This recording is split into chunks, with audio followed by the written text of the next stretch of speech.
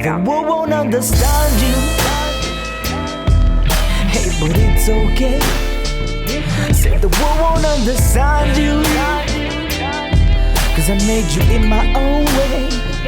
Said the world won't understand you. Cause I made you. Hello, everybody. Welcome to episode 94 of In a Good Way podcast. Today's special guest is Marlin.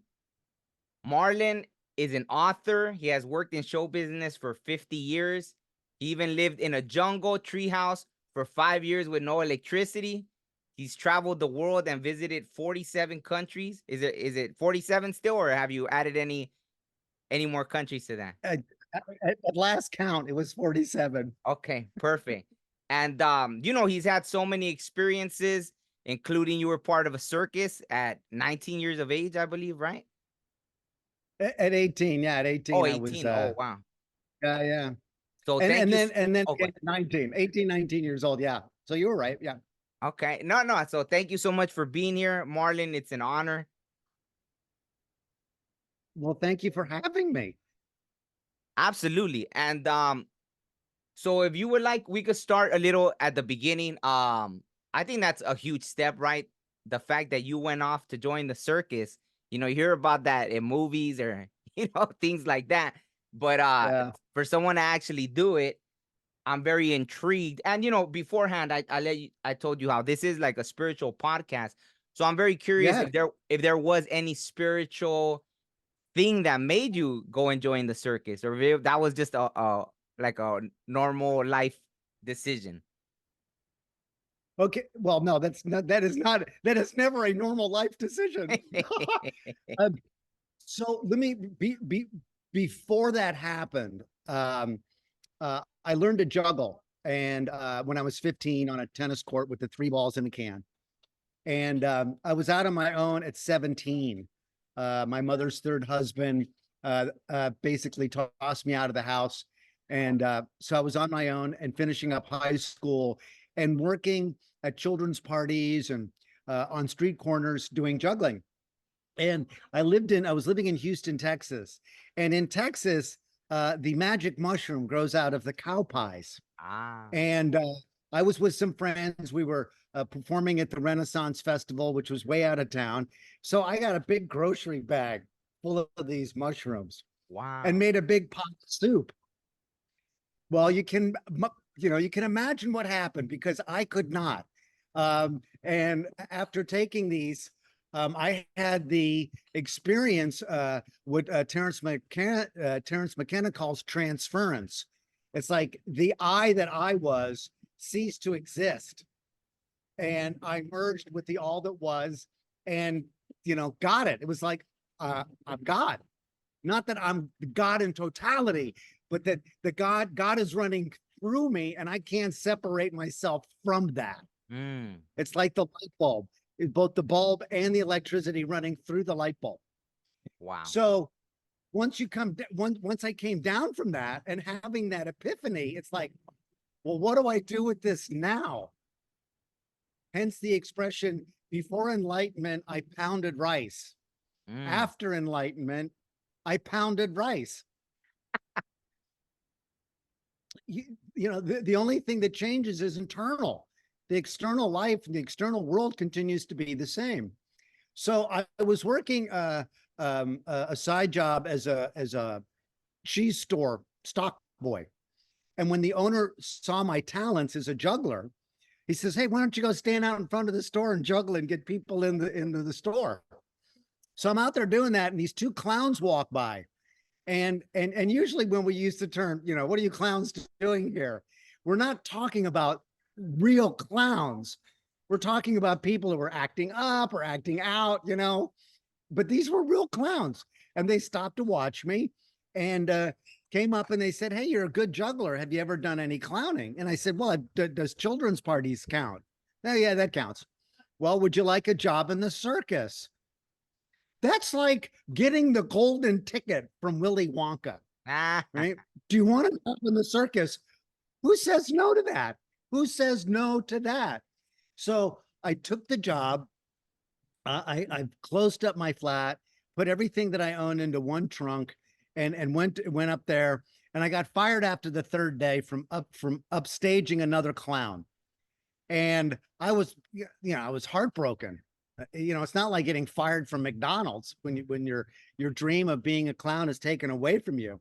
But the next day on the lot, this gnarly old man came up to me, little gnomish guy, barely came up to my shoulders. And he looked at me and he goes, "Don't I know you, kid?"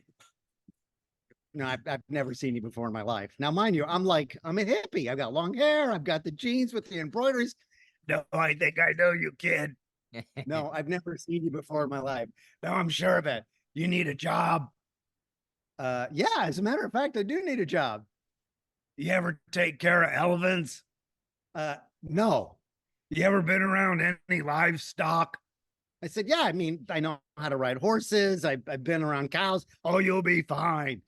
And he gives me this phone number on a little brown piece of paper scribbled out. And I call and the next I call the guy and he goes, yeah, we'll come out and I'll interview you. So I go out to this guy's place, Bucky Steele, and meets me at the front door, takes me out back, walks me to this barn, opens up this barn door, and there's 5 elephants in there. Wow. And it's, that is an image in my mind that I will never, ever forget. And I kept I have a little tiny piece of tusk that they have to cut to trim and some of the toenail clippings. I've still kept those after all these years. Wow. So, so for the next month, I'm the boss is with me and I'm shoveling, and mucking and watering them. And he goes, I'll be with you every morning and every evening when you do this for the next month. I go, well, don't you think I can do this? It's pretty simple. He says, oh, I know you can do this. I just want to make sure the elephants don't kill you. More people have died from elephants than all of the other circus acts put together. Oh, wow. So all of a sudden, I'm face to face on a daily basis with my mortality. If that doesn't make somebody spiritual, I don't know what does. Well, I don't know. I've noticed that more people invoke the deity when they're making love than when they're in church. Oh my God. Oh God. Yeah. So yeah, I did that. I did that for a year. I almost got killed once. I saved 2 elephants' lives. They were elephants. One was running away and trying to run out of the building, and I was able to stop it with the corn broom, which just blew everybody away. And there's a photograph of me on the front page of the newspaper, not with that elephant, but with another one. And the reason I say that I saved that elephant's life, because many years later, an elephant escaped from a circus in Honolulu and killed a couple of people on the way out and was running loose for 30 minutes before the cops killed it. Oh, wow. And another incident when someone was in the truck that the elephants didn't know he was the new trainer. And one of my charges was trying to do a headstand on him and crush him. So I jumped in, saved his life, and saved that elephant's life, because had she killed the guy, they would have put her down. Wow. So and this is all before I'm 19 years old. So to have these brushes with death, and all of a sudden there's this sense of how ephemeral the human existence is, makes me appreciate life all the more and be so much more cognizant of just the tiniest things. I'm sitting here, I'm in Vietnam on Cat Ba Island, and you're maybe hearing some construction in the background, like that big clang. And I'm very cognizant there's a breeze coming through.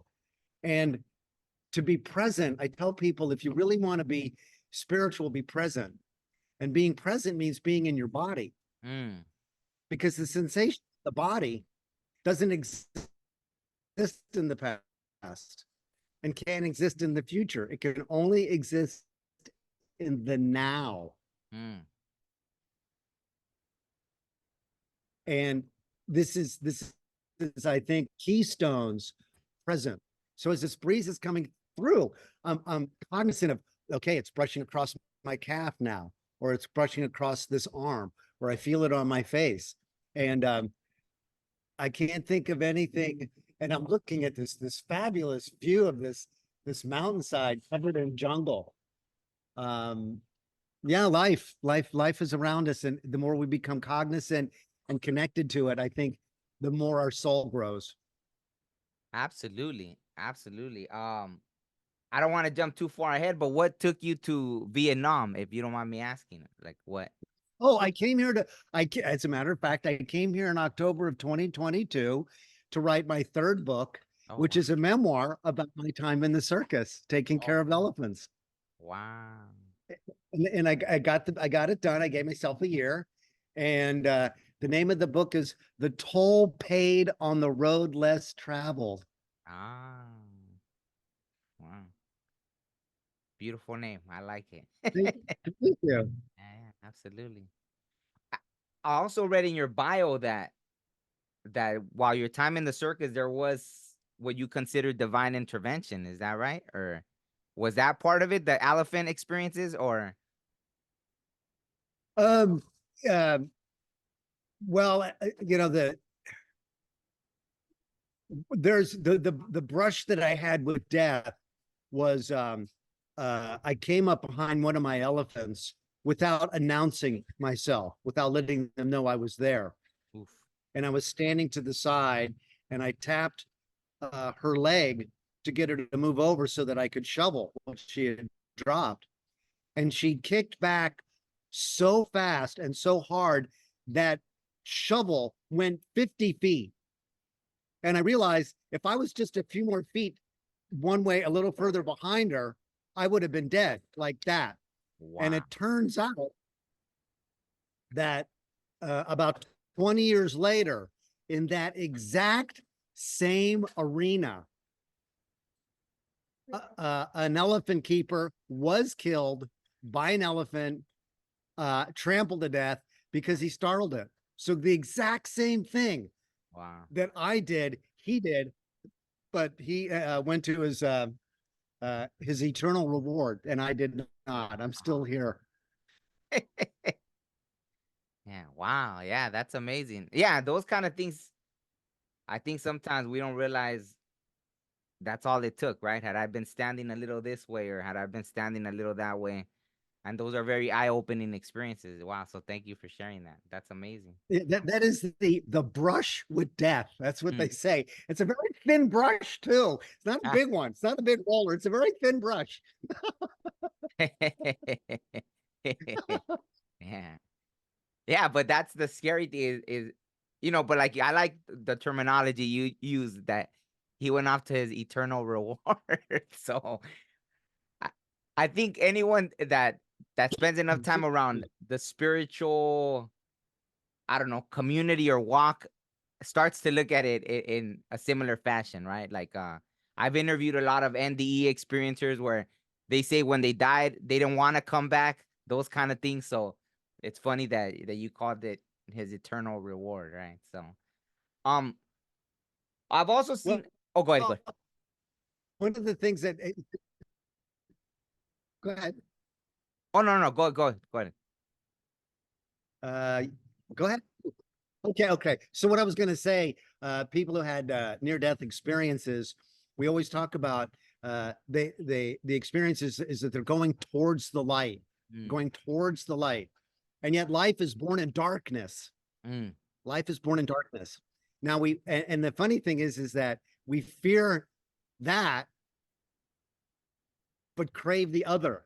mm, And to such an extent that we've illuminated our world with so mm. much light pollution that we can't see the stars anymore. So that was kind of the beginning of a journey that I started to take to get involved with the dark sky movement. Huh. But so what was your question?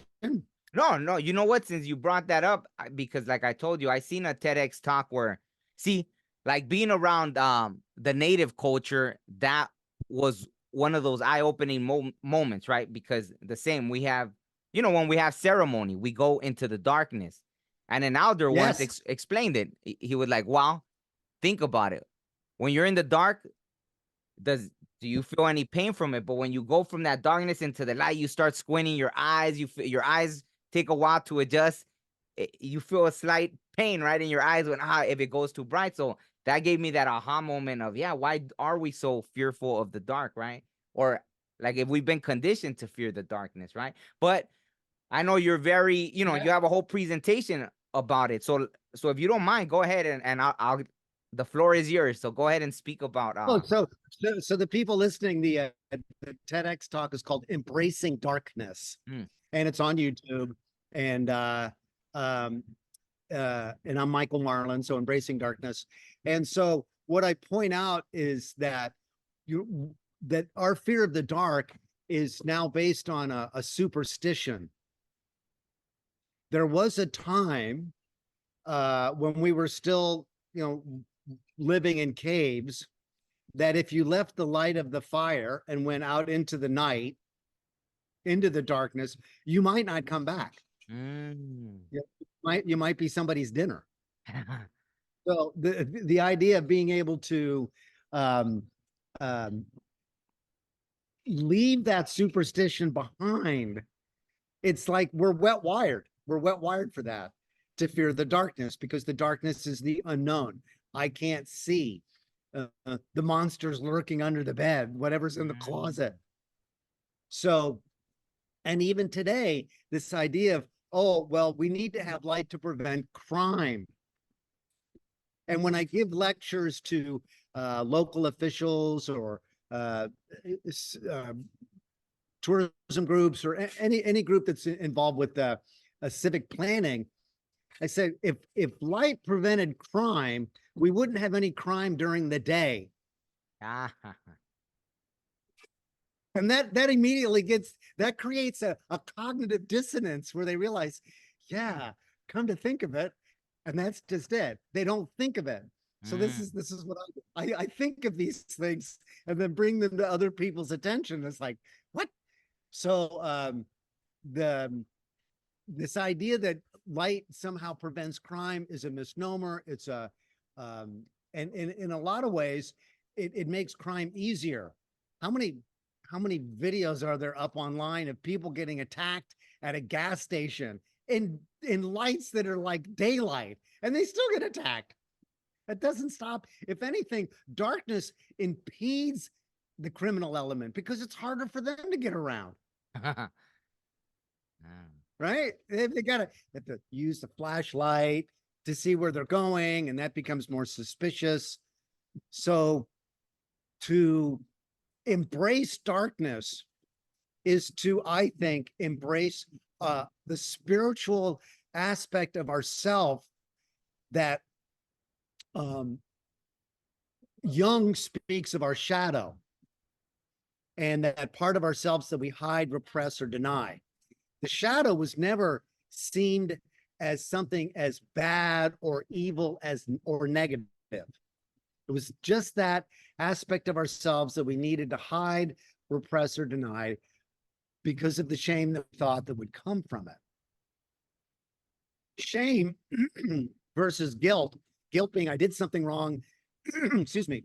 Shame is guilt is I did something wrong. Shame is there's something wrong with me. And it's a toxic emotion. And when you're in shame, you are not in the love of the divine. You are not connected to the all that is. You're not, it's the absence and the opposite of being spiritual is to be in shame. Wow. Yeah, that makes a perfect sense. So what led you to? Oh, go ahead. Sense. No, you are. Yeah, absolutely. Absolutely. No, thank you. No, like I was even told again when I first started going to ceremonies, even that, like the fact that we're in the womb in complete darkness for 9 months. So how do we come out and we fear the light, right? When we're born in the darkness. So it's but that made so much sense that yeah, maybe it's already wired in us because of that. It was a survival instinct of, like you said, you go out hunting, no light, saber-toothed tiger, just you were its dinner or something like that, right? Or Yeah. Tyrannosaurus Rex or whatever was around back then. And here's the other part of it. With darkness, you can see the stars. You darkness to see the stars. And my mission for the better part of my life has been to reconnect people with the night sky so they can see the stars, so they can see the universe that they belong to. Mm. And you see where you come from and where you go to, and there's no fear of death. For me, there wasn't a fear of death. It's like, oh, I'm going to become part of all of that when my time on this earth walk is done. And because so many people live a life where they don't see that, they live under this dome of light, they don't have a connection to the eternal. Absolutely. I mean, a visceral connection with the eternal. And it's funny because those, like, what you're speaking of is very, is something that's taught a lot in native culture, right? About the Milky Way and us returning to the place that we come from. So what sparked that interest in you? What was it that made you? Oh, Yeah, absolutely. so when I was doing my juggling act in Las Vegas and living in LA, playing the comedy clubs there, driving back and forth between those two very, very bright cities is the California desert. Mm. And and also the Nevada desert. So it's about a 5-hour drive. So one night I remember getting out of my car and stretched my legs and looked up and saw the expanse. There's a big horizon, the expanse of the sky. And I'm looking up at that. And the thought that came into my mind was, my God, this goes by unnoticed every night because our lights are on. Wow. And uh, that began the journey for me to begin performing in darkness Mm. and to try to recreate the experience that I had, that marvel of the lights against a tapestry of inky blackness. So I started doing the first piece that I did for Luma, which went on to become a full-length theatrical performance with a cast of 7 that went to 5 continents, 38 states, played the Kennedy Center, Wow. was with a smudge stick. Yeah, smudge stick. And you light the smudge stick. And the first question I asked was, do you know another star besides the sun? Mm. And this is in darkness. I would blow on the smudge stick and it would illuminate my face for a second, and then my face would go back into darkness.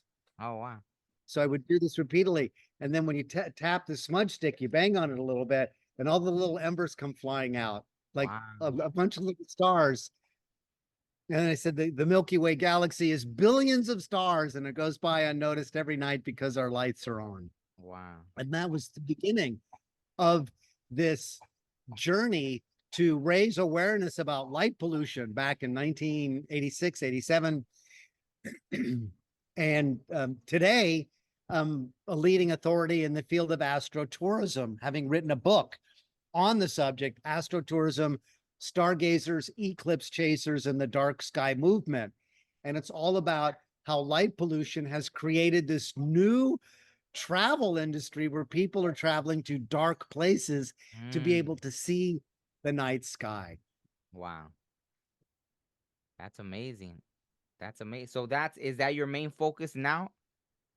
Doing the Well, but I'm a polymath, so I can never just be one thing. Mm. I continue to lecture on dark sky issues, continue to promote my book. Here's a wonderful synchronicity that we could say is divine intervention. Excuse me. I was contacted by a woman, Beth Malone, who's a well-known actor in Broadway, and she had seen one of my lectures online.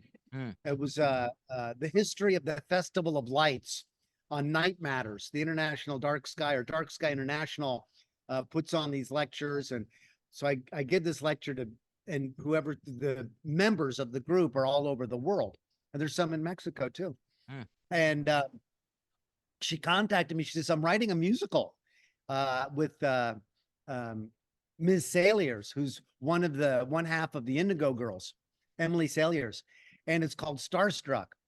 And I want to bring you on to be my dark sky consultant to make sure I got the science right in this musical. And I said, so tell me a little bit more about it. She goes, it's set in the Sawtooth Mountains in Idaho, in the little town of Sawtooth, that's based on a town that I went to there called Stanley, Idaho. And I'm going, you've got to be kidding me. I sold dark sky lighting fixtures to the town of Stanley, which is within the Central Idaho Dark Sky Reserve.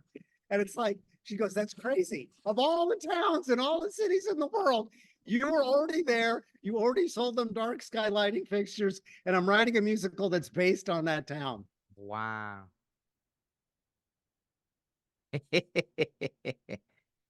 That's amazing. So you're very aware of those synchronistic events, right? When things like that happen, how do you feel about them? Do you take notice, or I mean, I'm sure Oh, how can you not take notice? It's like that's, and I've had so many incidences like this in my life where the odds were so incredibly long, where I have to acknowledge that some other force or something else is at play here.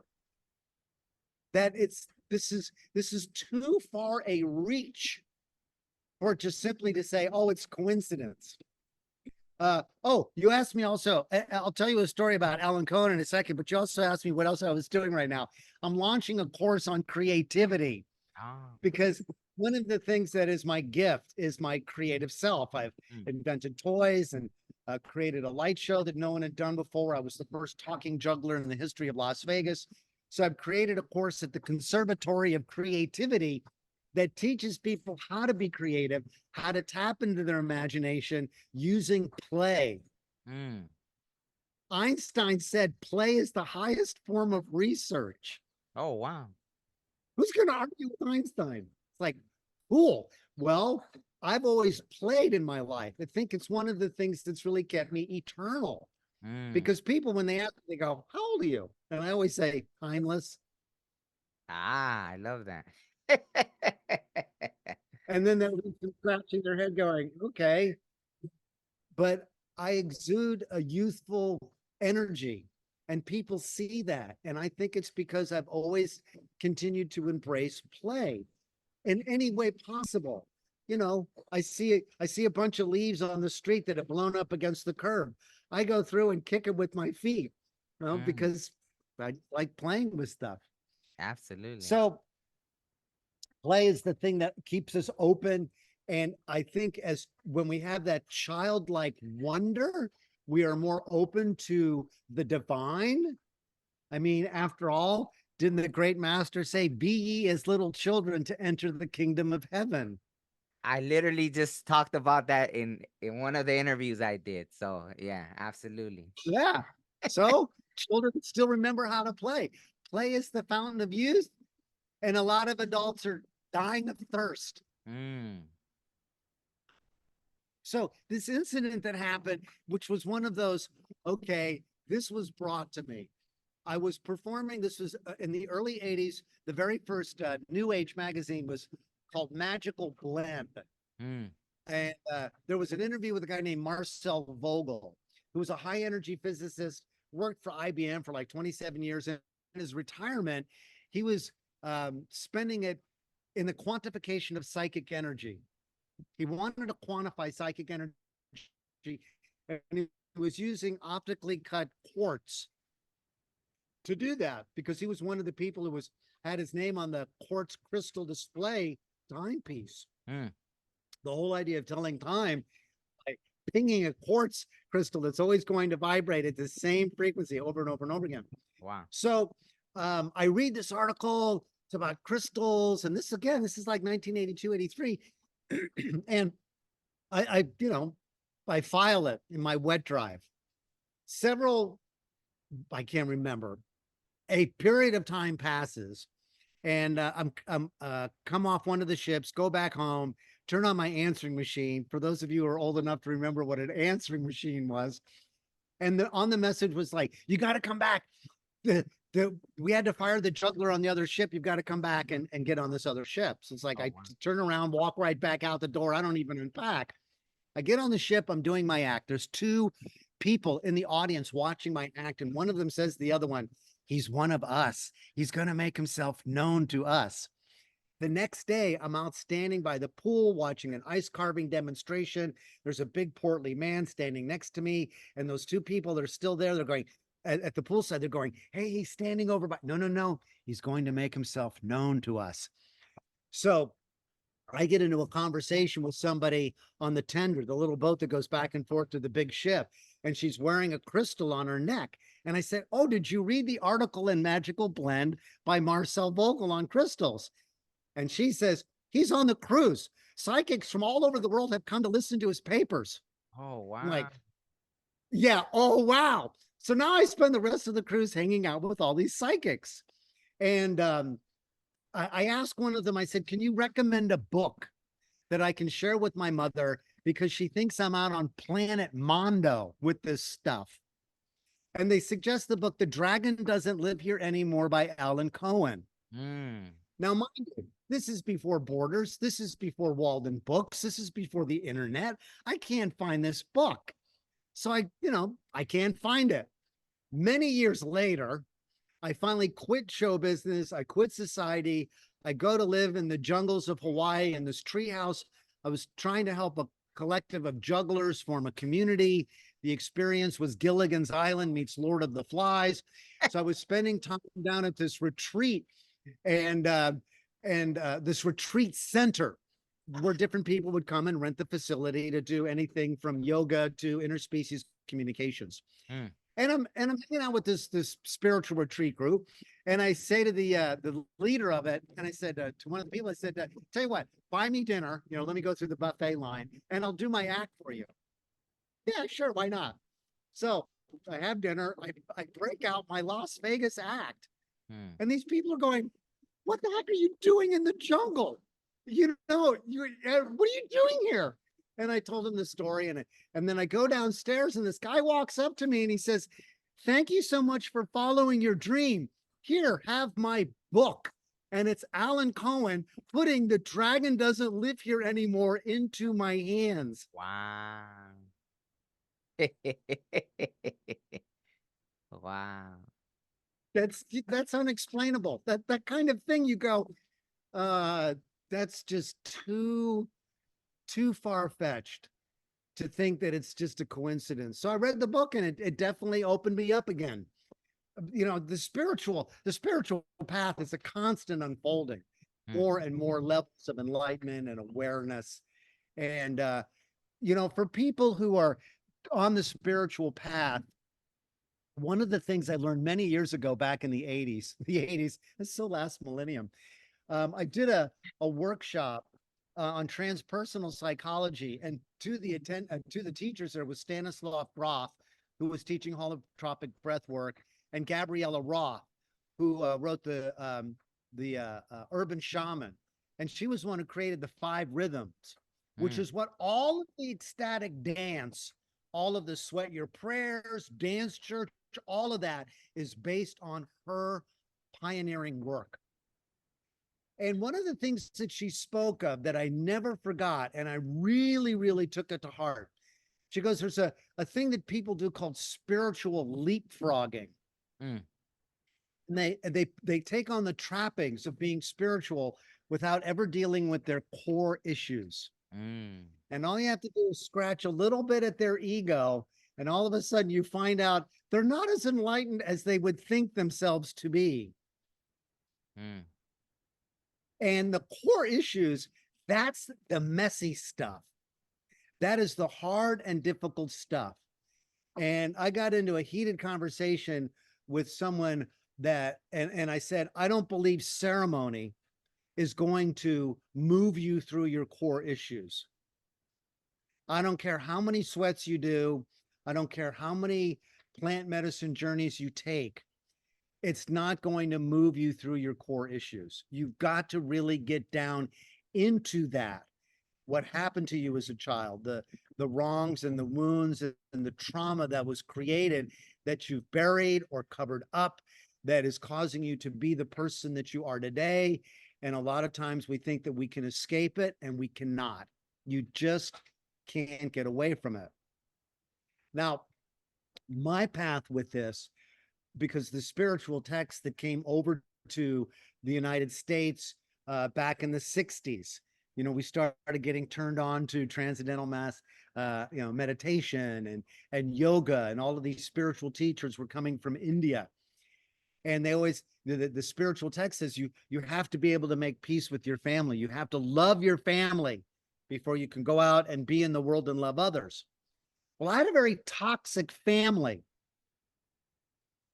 extremely toxic. And so I was at this dilemma. How am I going to love this family while at the same time recognizing the toxicity of it? And do I have to keep going back into that to try and be with them? And finally, after decades of work, the realization was I can love a scorpion, but the scorpion doesn't have to get into the bed with me for me to love it. I can love it from a distance. You stay over there. I'm going to love you. I'm not going to try to hurt you, but I don't need you to get into my sphere of influence for me to prove that I love you. And that was the chain that I had to break. I could love my family without being in their presence. I could prove that I could be a good son, even though they didn't know how to be a good father or a good mother or good siblings. No, absolutely. Absolutely. I could yeah, so absolutely. Now, why are you laughing? I want to know. I struck a chord there. What made you laugh? Because I've experienced those things. I've experienced similar, and even that with ceremony, like the same, right? I've came across that, and I don't know, like, I don't like to say anything because someone might be like, oh, he's talking about me or this or that, but I saw that firsthand, right? I experienced it, that even in those settings of being in different communities, yeah, it's almost like, it's not that it's a band-aid, but it can work, right? I mean, it helped me definitely. So when I would see sometimes, like, hey, people that it's like we go to the same ceremonies where, I mean, it looks like we're having the same guidance teachers, but yet there's something, yeah. But I love to face the core issues, right? I think that was one of the first things that I dealt with when I was younger, right? Like it was like, hey, what happened to me? That kind of thing, right? So I loved going into, like, that, like how you said, yeah, and you're not necessarily gonna find it in a ceremony or anything like that. That's something separate from that, right? So, you You can. get a piece. You get a little Exactly. piece of it, but it doesn't make it go away. Exactly. It doesn't make the core issue go away. The core issue is still going to be there. You may have a little bit more awareness about it. And the interesting that my credo is that divine is plural, but our experience of it is singular. So even though you and this other person is going through the same ceremony, having the same, external stimuli, whatever that was, your processing of it and your experience of it is going to be singular. No one can have the same experience as us. And that's why we talk about it. Did you have this? What did you, how did you experience? Yeah, my feet got hot. Really? Your feet got hot. Okay. So everybody's going to have a different physical reality of an ephemeral experience. I wanted to ask you before I forget about, so when they were saying, oh, he's one of us, so you've experienced these psychic gifts as well then? I don't know that I can't say, well, I don't even know how to define psychic, because there's so many thin slicing is a term that is used to describe how it is we're able to sense something is off in the field. Now, is that psychic? For me to be able to walk into a space and go, Yeah, something doesn't feel right here. Right. Okay, that's I don't know. If you're one of the things I speak about in the coursework that I offer up in the at the Conservatory of Creativity is the power of listening, and we don't listen. And by cultivating our listening skills, we also cultivate our ability to be present with the moment, with the now. And in listening level 0, you're not listening. You're just waiting for the other person to stop talking so you can start talking. Listening level 1 is that you're listening through your bias and filters. So if someone says, "Oh, I saw a movie," oh, movies, oh, they're all such a ripoff, and they charge too much for the popcorn, and okay, so they're listening to. And then listening level 2 is with curiosity over there. "Oh, I saw a movie. Really? What was it about? Tell me about it." Say now listening level 3 includes listening level 2, but you're looking at the person's face, their tonality, their body language, their pitch, their rate of talking, and all of these other things. So I saw a movie, and listening level 3 would be, wow, based upon you really look excited about this. I mean, I can tell that obviously, something happened. Tell me more about it. So now listening level 4 includes listening level 2 and 3, but you're listening to make an impact.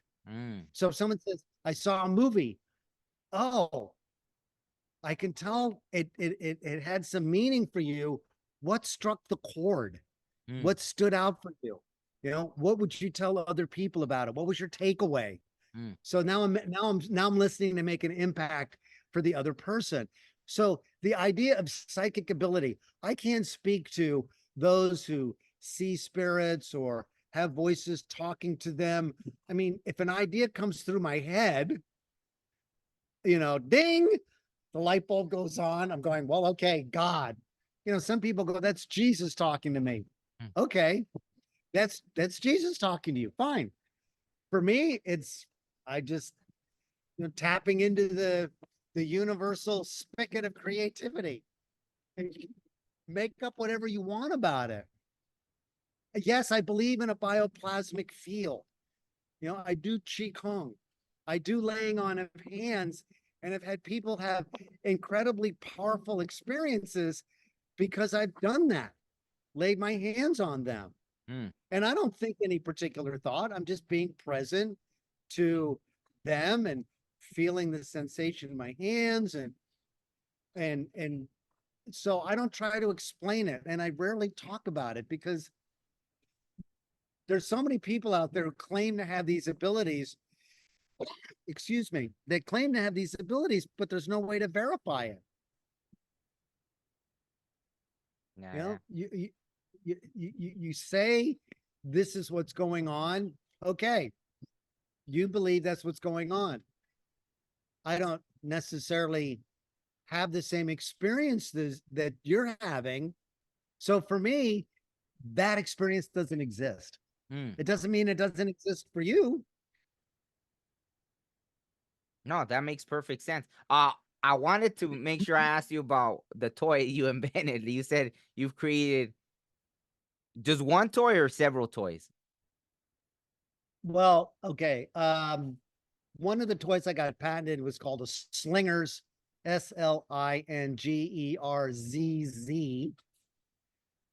You could go to my website, mindofmarlin.com, and click toys, and you'll see that it's a coiled lasso. And I got a patent on that. And had them manufactured and had them and sold them and went through that. Some of the other things that I invented were when the creation of Luma, and this was before the invention of the blue LED, which came out in 96. So these days you see electric hula hoops. I made an electric hula hoop back in 94, 95, 94, 95, 96, something like that. It was kite sparring put into a circle, and that strip that you see on airplanes going down the aisle that lights up for the emergency. I took some of that, put it around the hoop, put a 9-volt battery on it and a switch, and I had electric hula hoops. Oh, wow.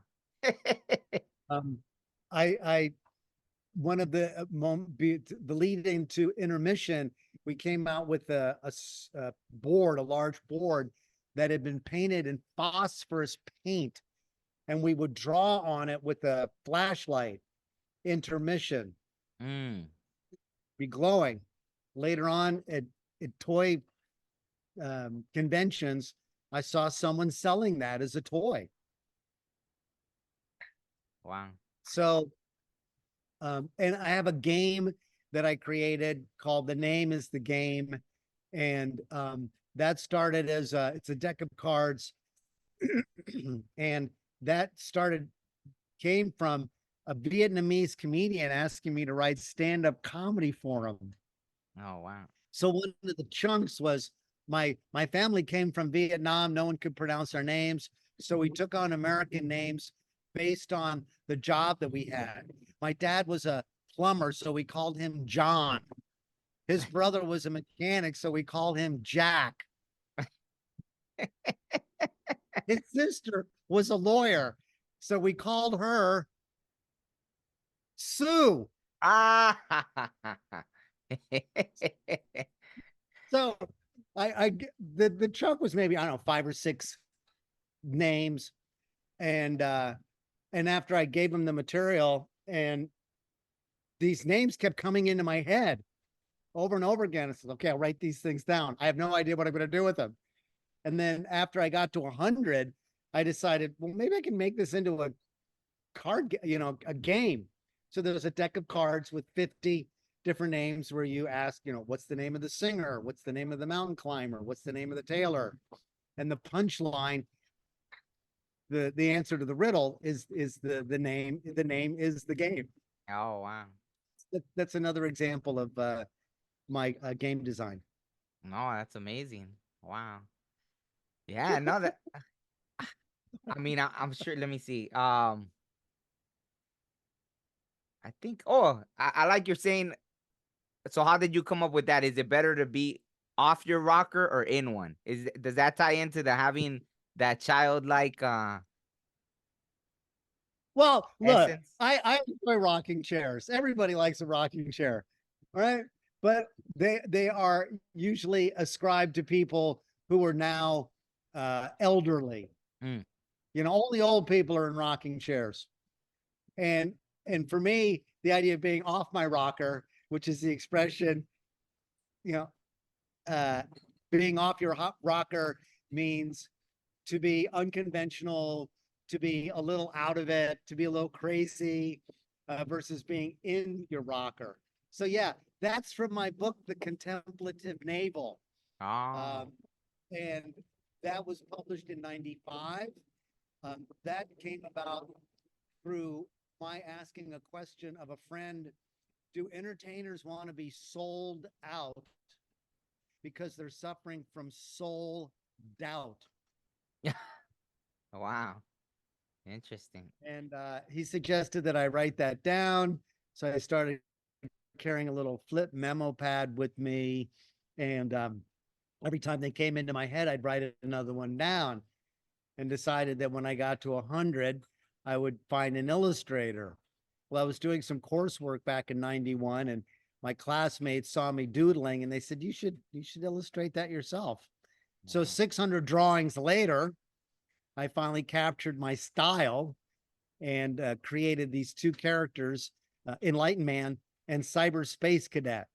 Oh, wow. And they represent the Enlightened Man looks like Einstein with a pair of glasses, with the crazy hair, and Cyberspace Cadet kind of is wearing this futuristic, punkish garb. So it represents the older generation and the younger generation, of Ah. which there will always be. It doesn't matter where you are in time. There's always going to be an older generation and a younger one. And that book was published in 1995. I only had 2,000 copies made, and I couldn't afford to colorize it. But what I've done recently, which is now available, is all of them reformatted, colorized, and another 40 or 50 cartoons added to it, Oh, wow. because the thoughts keep on coming. Yeah, absolutely. No, what an amazing journey. I want to be respectful of your time. So unless there's Oh, no, anything, no, no. I've got nothing. This is, you are being respectful of my time by sharing your time with me. thank you, thank you. You know, there is a question that I forgot to ask you about the prison system. So you actually have ideas about the prison system. I would love to hear about that. Yeah. Okay. I have a channel, a YouTube channel, Michael Marlin, Mm. and I do video essays um, in the ilk of John Oliver, Seth Meyers' Closer Look, these kind of dives into Bill Maher's New Rules. And this was on the prison system. And my thinking about this, which of course is controversial, but Oh, any okay. truly new idea, any truly new idea will be controversial, because if it's not controversial, it's like, well, then it's not a new idea. So my idea is this: rather than keep men in cages in environments that just hardens them, Mm, that is inhuman mm. to be in a cage. Um, there are umpteen islands out in the Pacific. Oh. There's thousands of them, and ask them, give the guy a choice. Would you rather continue to live here in this prison, or would you like to go live in a remote island somewhere in the Pacific? We'll set you up. We'll give you seeds. We'll give you the tools necessary for you to be able to fish, grow your own food, as people have done forever. Mm. Right?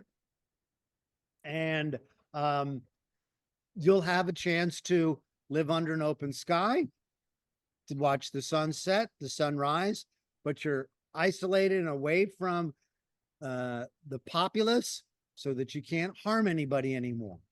Now, mind you, there would be a patrol boat, as if there would be one necessary, but something offshore monitoring this for any kind of an emergency situation. Will there be tribal warfare or gang violence on the island? Well, yeah, but no more than you'd find in a prison. Mm. And I think that people who are living in that kind of environment are going to get sane. They're going to get calmer. They're not going to have the pressures that are loaded onto people living in society to make the rent, to make the insurance, to get the job, all of the things that people have to do just to simply exist. And in an environment like that, yeah, you'll have to work, you'll have to throw your net, fish, you'll have to do what people who've lived in the islands forever.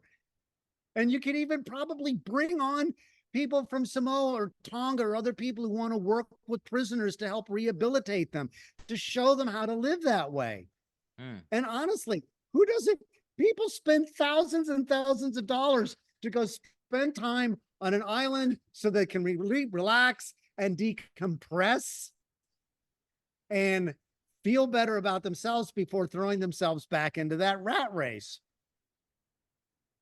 Think of the amount of money that would be saved. Apparently, from the research I've done, which is not exhaustive, but the research I've done, it costs somewhere between $50,000 and $60,000 to keep a prisoner incarcerated. $50,000 to $60,000. That's a lot more than a lot of people make. Absolutely. And what kind of existence, right? Yeah. And what kind of existence is that? To have to spend that much money, taxpayer dollars, to keep this guy caged up. No, that guy should be making his own way. He should be growing his own food. He should be doing all of these other things.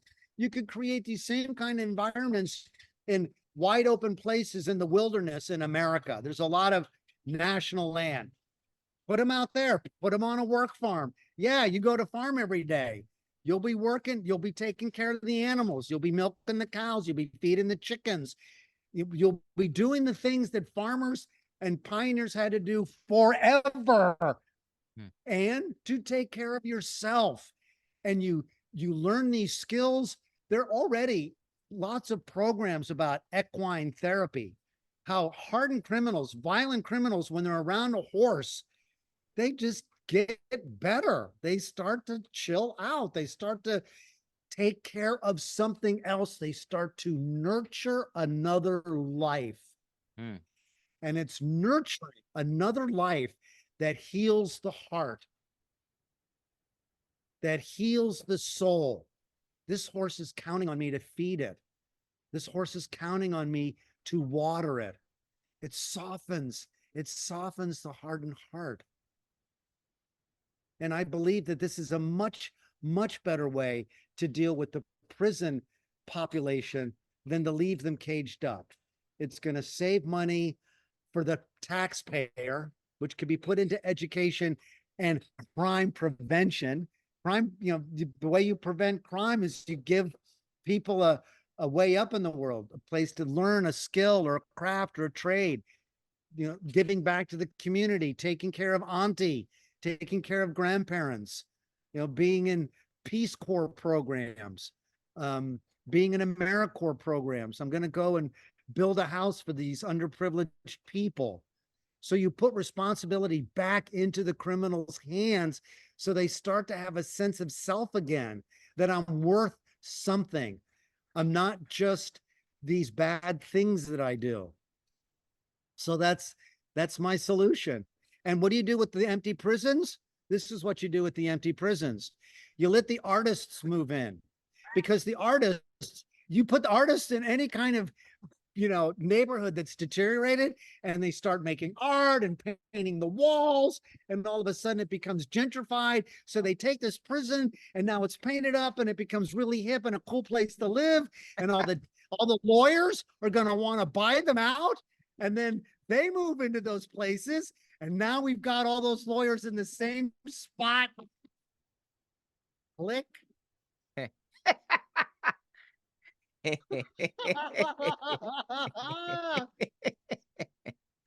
That's funny.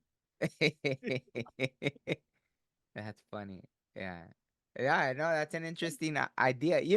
Not to make it all serious, but obviously nowadays well, not just nowadays, but obviously it's a business, right? Prisons are businesses, and Yes, it is. yeah, and that's why, like, because it sounds like a pretty good idea. So the resistance will be that, because they make so much money off of the prison businesses, that it's an uphill battle, definitely.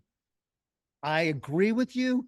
The privatization of prisons is the wrong thing to do. Absolutely. Because now it's just the wrong thing to do.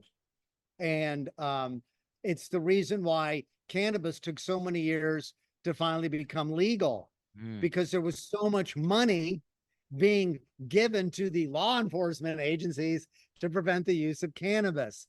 So if you want to get rid of cartels, make all drugs legal across the board. Now they have no black market. And that's how you do it. Yes. Will there be overdoses? Yes. Will people be getting drugs that they shouldn't have? Yes. But those things are already happening anyways. Yeah. And you look at the drugs that are legal, those are killing far more people than the ones that are illegal. The whole opioid crisis and the Sackler family and Big Pharma allowing all of these opioids to get into the marketplace, those killed hundreds of thousands of people. Cocaine, heroin, meth, they didn't kill the people in those kinds of numbers. And usually the people who were killed in those numbers were a very fractionalized portion of the populace. Opioids got widespread into Americana, Ma and Pa, Omaha. We're taking these things, and look what happened. So yeah, if you want to regulate and make drugs illegal, then the opioids should be illegal. And groups like the Sackler families, they should have done prison time. That's just my opinion. I don't think that they paid the appropriate commiserate I've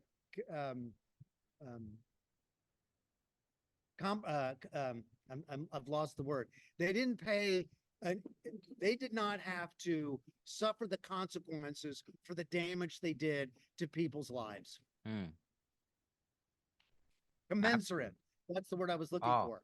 It was not a commensurate exchange of punishment for the damage done. wow. Yeah, absolutely. Absolutely. But nonetheless, I think throwing these ideas out, whether they cause the huge change, maybe someone will eventually help bring it to life, right? The ideas of Another idea that I think would change global consciousness, and that has to do with this thing. There's a piece on my channel, Michael Marlin. It's called 1 Billion Sacred Acts, and it's all about changing planetary consciousness. mm, And this is how it goes. Our phones recognize our voices. mhm, They know when we're saying something, right? mhm. Set timer for 7:30. Okay, your timer is set for 7:30. So every time someone picks up the phone and wants to get into the internet, they have to say something positive. The world is becoming a better place for everybody and everything in it. And that unlocks your phone, and now you can do whatever you do. And it could be the Pope could write a prayer for his followers, and the Dalai Lama could write one for his followers. But a generic one is the world is becoming a better place for everybody and everything in it. Okay, now my phone is unlocked. You have billions of people all over the world saying that. That's how you change planetary consciousness. Now, I posted that and people going, you can't make me do that. I have a right to use. No, excuse me. You do not have a right. You pay for the right to use this thing. It's not free. The only place you get free computers if you go to the library. Ah, You pay for the right. You pay for the right to cross a bridge in the form of a toll.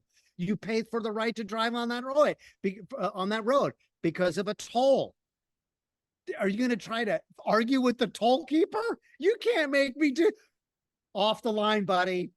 And that's it. No, you don't get to cross the bridge unless you pay the toll. So people are used to paying for the right to do things.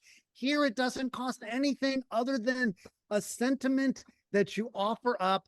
The world is becoming a better place for everything and everyone in it. Now, what does that cost you? Nothing. But what does it do? It puts a good vibe out for the day. It puts a good vibe into the world. And you know that you're connecting with more and more people who are saying the world is becoming a better place. And that ultimately is the whole aim of spirituality, is to make you and the world a better place. There is no other reason to be spiritual than that.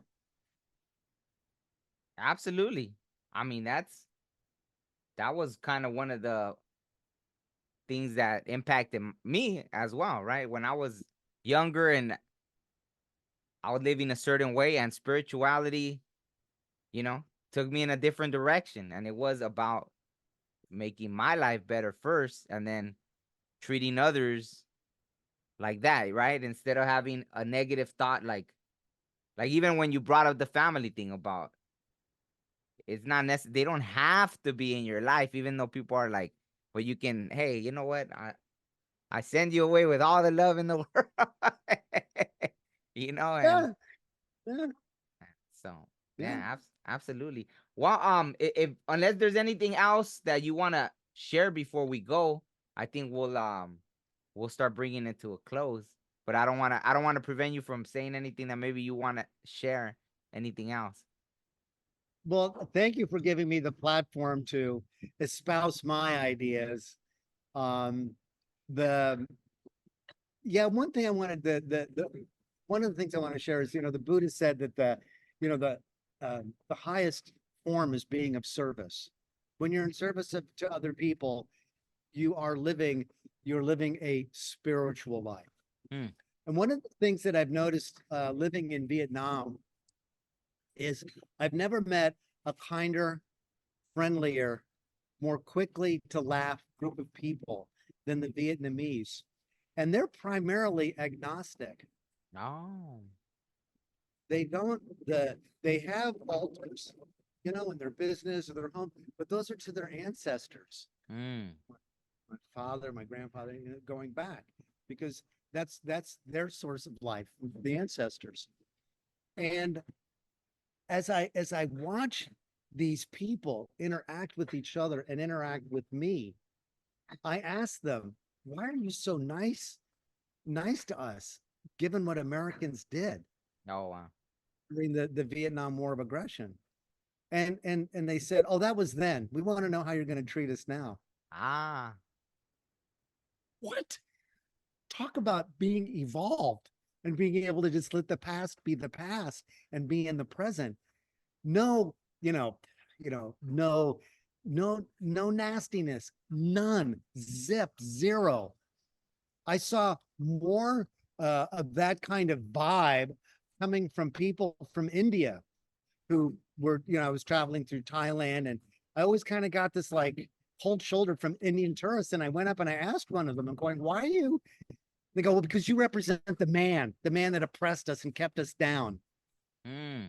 Well, that was a long time ago. That was even way before the Vietnam War. Mm. And I've had these conversations sometimes with um, Native Americans who hate the white man because of what happened. And and and I at one point I listened to them and I wanted to hear their side of it. And what came to mind that I shared with them was saying 6 million of my people were murdered during World War II. I'm Jewish. 6 million. And yet Jewish people do not hate Germans Mm. because they realize the Germans that they're meeting today on the street are very contrite about what happened. They're not still holding on to that hatred from back in the 40s. I mean, this is within our lifetime. This is not something that happened 100 years ago. This was happening in our lifetime.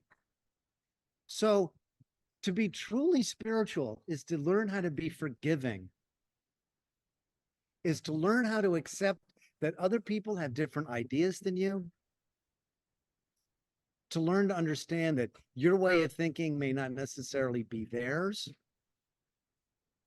But by having mutual respect for wherever that person is at, you'll always be able to find a bridge and a way to connect with them.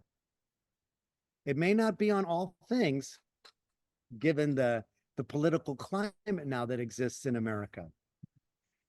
And that's been brewing going back to the Civil War. I don't think America's ever really fully healed from the Civil War.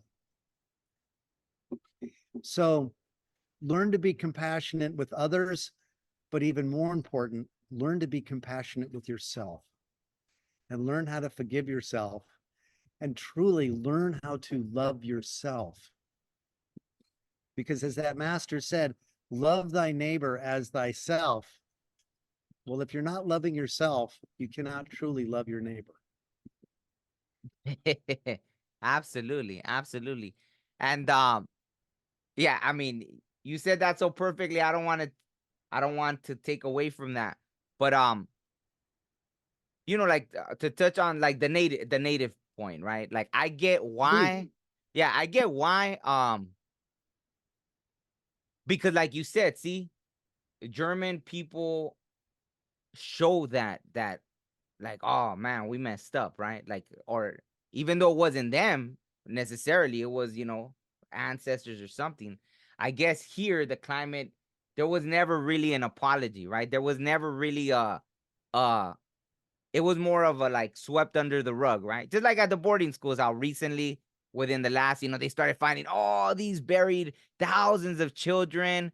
So these are still, even me, when I started going to Yes. ceremonies, I was still meeting elders that when they were little, men and women that were raped at the boarding schools, that were, treated, Yes. hurt at these, they cut off their hair, they made them all this. So they're still alive, some of these that Yes. experience that. So and then what happens is that's taught to their children. And then, it goes on and on. So the fact that it was never, no one ever took accountability because see, they forget, like even me, right? Being from Mexico, we're indigenous people, right? We're native Yes. people.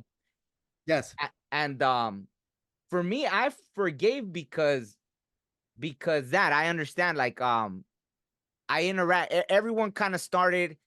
I don't know. I always thought it was this magical thing that happened being born like in this melting pot, right? Well, I mean, I was born in Mexico, but I came since I was young, and being, I had friends of all different ethnic, all these cultures, and then I started doing music. So even that, music had no ethnic. It was all about that feeling.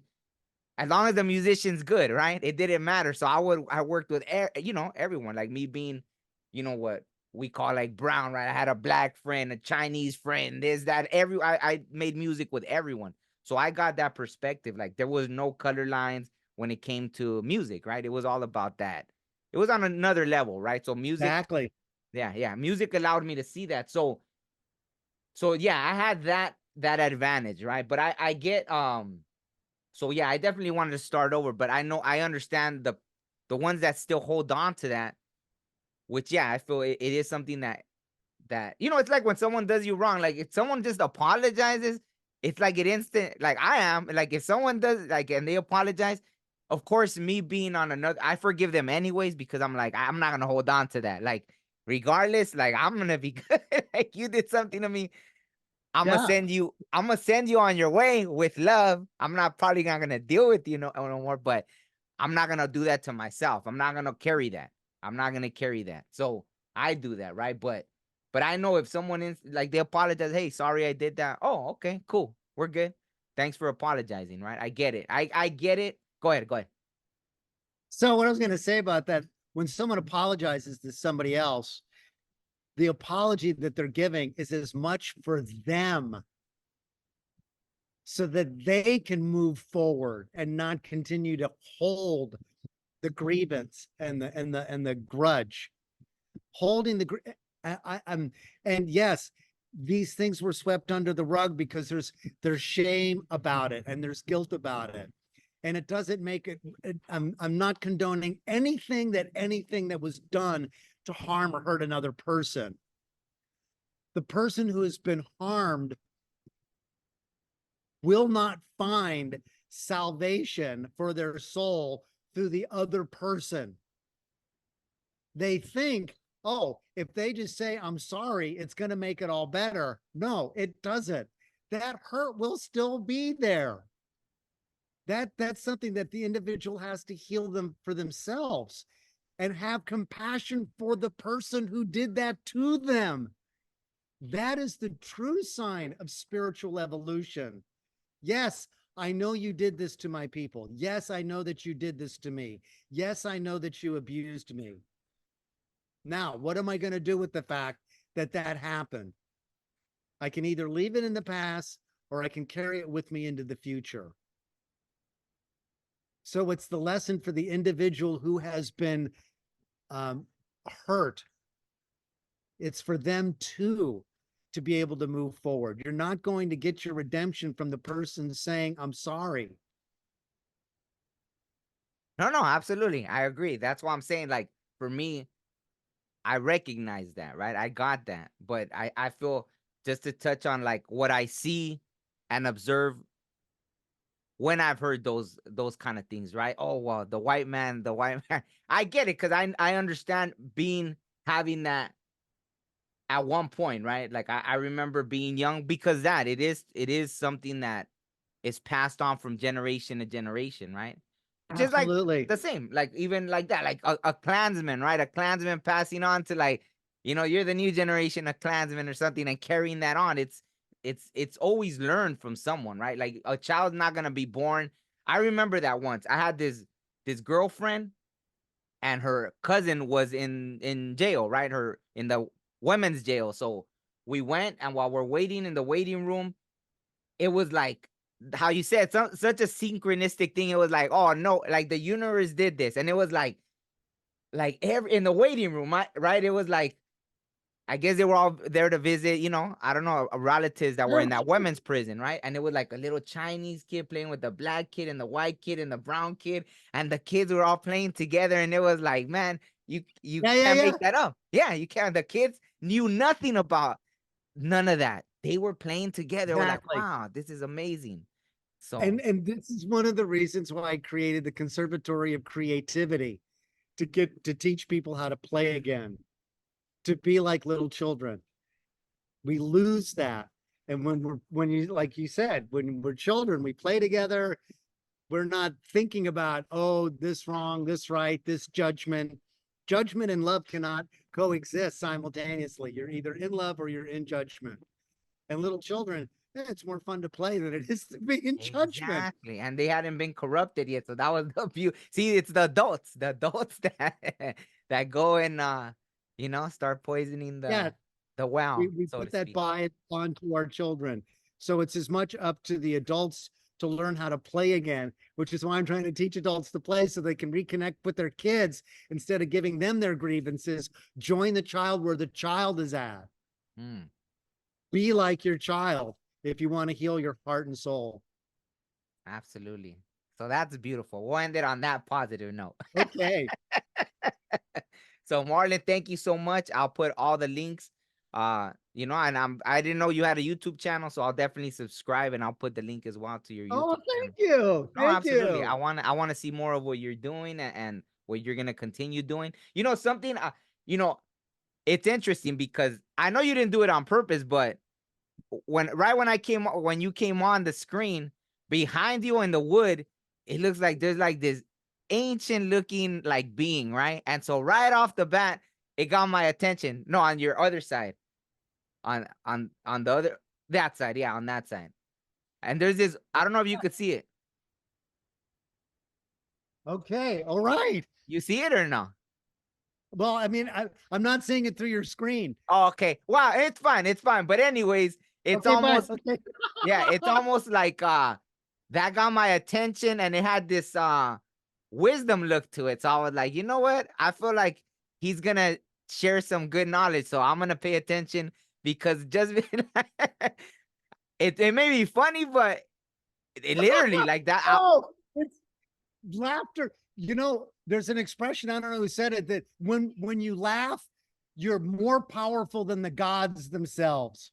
Yeah, I love it. Yeah, yeah.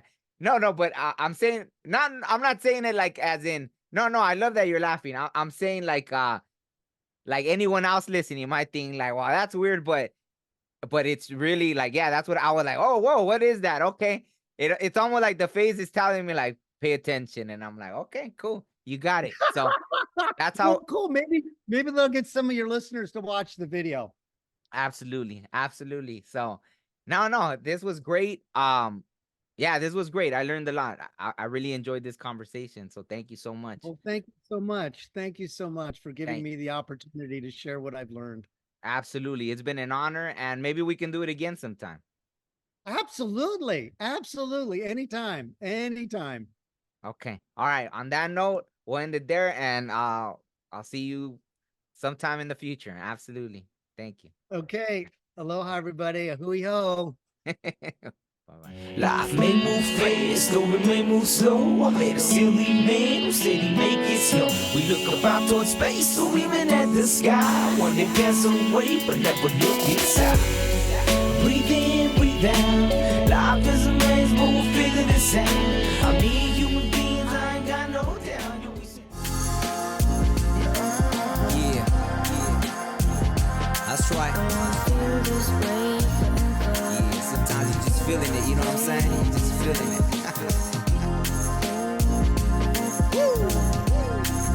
And I wanna feel this way forever.